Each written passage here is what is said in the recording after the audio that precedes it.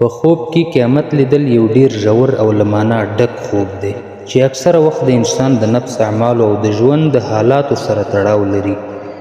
دا خوب اکثره وختونه د ویښتیا ژوند لپاره خبرداری، تنبیه یا د لوی بدلون نښه وي. عمومي تعبیرونه د قیامت د خوب: که څوک وویني چې قیامت راغلی دی، دا د دې نښه ده چې شخص ته د خپلو اعمالو، ژوند او دین په اړه فکر پکار دی. ښایي دا خوب د نفس محاسبې ته بلنه وي، دا چې ته خپل اعمال وڅېړي. دا هم ښیي چې یو لوی بدلون، حادثه یا حساب ته نږدې، لکه یو مهم پریکړه یا ازموینه. که څوک وویني چې خلک له قبرونو راپورته کیږي، دا د عدل، انصاف او حق نښه ده.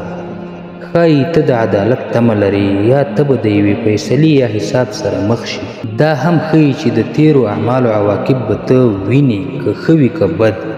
که څوک ځان په قیامت کې هلاک وویني، مړ، سوځېدلی یا له ویرې بېحال وي، دا ښیي چې ستا دننه ګناه، ویره یا پښیماني موجوده ده.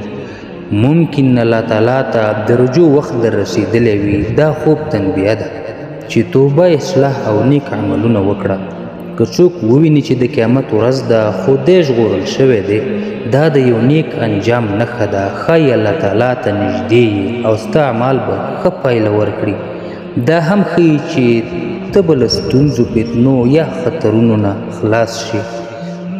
د قیامت خوب روحاني مفهوم لري. دا خوب معمولا انسان ته دا پیغام ورکوي چې خپل ژوند ته پام وکړه، اعمال دې وڅېړه او که ګناهونه شته نو توبه وکړه. همدارنګه دا خوب ښایي د یوې لویې بدلېدونکې پیښې نښه وي، لکه د ژوند مسیر، مسلک یا عقیدې بدلون.